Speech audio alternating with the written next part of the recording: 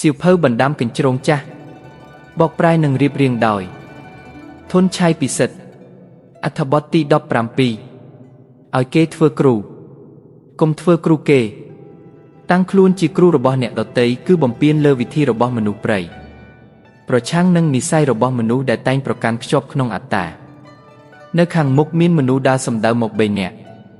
យ៉ាងហោចត្រូវតែមានម្នាក់ក្នុងចំណោមនោះអាចធ្វើជាគ្រូរបស់យើងបាននេះគឺជាពាក្យទូន្មានដ៏សែនឆ្លាតរបស់ខុងជឺដែលនៅតែយកជាការបានរហូតមកទល់បច្ចុប្បន្ននេះព្រោះមនុស្សម្នាក់តែងមានរឿងដែលខ្លួនឯងចេះស្ទាត់មានចំណុចល្អរបស់ខ្លួនឯងទាំងសាតិកបញ្ញាសមត្ថភាព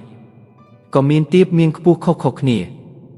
បើគិតចង់រកអ្នកណាម្នាក់មកបង្រៀនយើងឲ្យកាន់តែឆ្លាតកាន់តែចេះដឹងច្រើនជាងមុន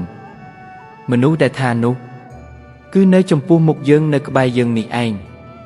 ឱកាសដែលនឹងកាន់តែចេះច្រើនឱកាសដែលនឹងអភិវឌ្ឍខ្លួនឯងមាននៅជុំវិញខ្លួនមាននៅគ្រប់ពេលបញ្ហាគឺថាតើយើងចេះលាដៃចេញទៅស្រវាចាប់យកមកប្រើឲ្យคล้ายជាប្រយោជន៍ដល់ខ្លួនឯងបានឬអត់តែប៉ុណ្ណោះពាក្យទូន្មានរបស់ខុងជឺនេះថែមទាំងស៊ីសង្វាក់គ្នានឹងគោលការណ៍ការពារខ្លួនដើម្បីរស់នៅយ៉ាងមានសុវត្ថិភាពផងដែរលើកដំកើងអ្នកដទៃធ្វើជាគ្រូរបស់យើងក្រៅពីជួយឲ្យយើងបានរៀនសូត្រច្រើនជាងមុនហើយនៅធ្វើឲ្យអ្នកដទៃមានមោទនភាពគប់ចិត្តនិងរីករាយចំពោះយើងផងដែរនេះគឺជាសារជាតិរបស់បុថុជនផ្ទុយស្រឡះពីចារិតចូលចិត្តតាំងខ្លួនជាគ្រូអ្នកដទៃដែលវាមិនមែនជារឿងល្អអ្វីប៉ុន្មាននោះទេនៅត្រង់នេះមិនមែនចង់និយាយពីអាជីពគ្រូបង្រៀនទេតែយើងកំពុងតែនិយាយពីមនុស្សមានចរិតចូលចិត្តណែនាំចូលចិត្តរិះគន់ទាទាននិងកែលម្អអ្នកដទៃមានមនុស្សមួយប្រភេទចូលចិត្តចង្អុលបង្ហាញពីកំហុសឆ្គងរបស់អ្នកដទៃនៅកន្លែងធ្វើការនិយមលើកគំនិតយោបល់រាលដាលដល់ចំណុចខ្វះខាតរបស់គេពីម្នាក់ទៅម្នាក់ដូចជាវិធីសេពគប់មិត្តម៉ូដសក់សម្លៀកបំពាក់វិធីអប់រំទូនមានកូនចៅឡាក់មនុស្សប្រភេទនេះមានចិត្តល្អបរិសុទ្ធឃើញកំហុសឆ្គងចំណុចខ្វះខាតរបស់អ្នកជិតខាងអត់ទ្រាំនៅស្ងៀមមិនបានក៏ណែនាំចំណែកពួកដែលចេះតែគិតថាខ្លួនឯងត្រូវជានិច្ចចាំតែចាប់កំហុសអ្នកដទៃនោះក៏មានមិនតិចដែរមិនថាគំនិតរបស់យើងត្រូវខុសយ៉ាងណាទេបើយើងជាភាគីផ្ដើមលើកសំណើចេញមកឲ្យធ្វើតាមគឺស្មើនឹងយើងបានបំពានបំរាមនៅក្នុងសង្គមមនុស្សប្រៃហើយព្រោះយើងកំពុងតែរំលោភលើការគោរពខ្លួនឯងរបស់អ្នកដទៃបាត់ទៅហើយគ្រប់គ្នាព្យាយាមបង្កើនអារម្មណ៍គោរពខ្លួនឯងឲ្យខ្លាំងដើម្បីគ្រប់គ្រងចិត្តខ្លួនឯងនិងប្រកាន់យកប្រតិកម្មអ្នកដទៃមកធ្វើជាគ្រឿងពិសោធន៍ភាពរឹងមាំនោះបើយើងមិនយល់ដឹងពីចំណុចនេះទេទៅចង្អុលឲ្យគេឃើញពីចំណុចខុសឆ្គងគេនឹងមានអារម្មណ៍ថាអត្តារបស់គេកំពុងត្រូវរុករាន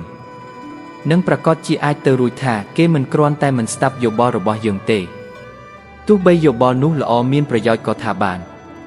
តែថែមទាំងមិនពេញចិត្តនឹងយើងទៅទៀតជាពិសេសក្នុងផ្នែកការងារបំណងល្អរបស់យើងប្រកាសជាត្រូវគេបដិសេធហេតុនេះទើបចរិតចូលចិត្តធ្វើខ្លួនជាគ្រូនេះជាឧបសគ្គចំពោះទំនាក់ទំនងរវាងមនុស្សបើចង់ធ្វើជាគ្រូឲ្យខាងតែបានគឺត្រូវតែឈរលើមូលដ្ឋានដូចតទៅនេះដោយសារភាពជិតស្និទ្ធគ្នាព្រោះយើងមានទឹកចិត្តនិងបំណងល្អទើបមានគំនិតយោបល់ណែនាំគេអាចនឹងទទួលយកគំនិតយោបល់របស់យើងប៉ុន្តែឱកាសដែលគេមិនស្ដាប់ក៏មានច្រើននេះជាបញ្ហាចរិតនិស្ស័យអារម្មណ៍មិនមែនជាបញ្ហានៃភាពមានហេតុផលនោះទេយើងត្រូវតែមានឋានៈនិងមានឥទ្ធិពលខ្លះនៅក្នុងចិត្តរបស់គេដូចដែលបានលើករួចមកហើយថាមនុស្សឋានៈតូចទាបពាក្យសម្ដីសាបដូចទឹកបើគេគោរពជឿស្ដាប់យើងរហូតមកគេនឹងទទួលយកគំនិតរបស់យើងប៉ុន្តែនោះគ្រាន់តែជាកាយវិការសម្ដែងឲ្យឃើញប៉ុណ្ណោះតែនៅក្នុងចិត្តរបស់គេគឺជារឿងផ្សេងបើយើងគ្មានឥទ្ធិពលគ្រប់គ្រាន់គឺស្មើនឹងការទម្លាក់កំហុសទៅលើគេអញ្ចឹងបើយើងជាចៅហ្វាយឺជាចាស់ទុំរបស់គេតាមគោលការណ៍និងទំនាក់ទំនងរវាងមនុស្សក្នុងផ្នែកផលប្រយោជន៍គេអាចទទួលយកយោបល់របស់យើងបានប៉ុន្តែមុខជាមិនបានទាំងអស់នោះទេ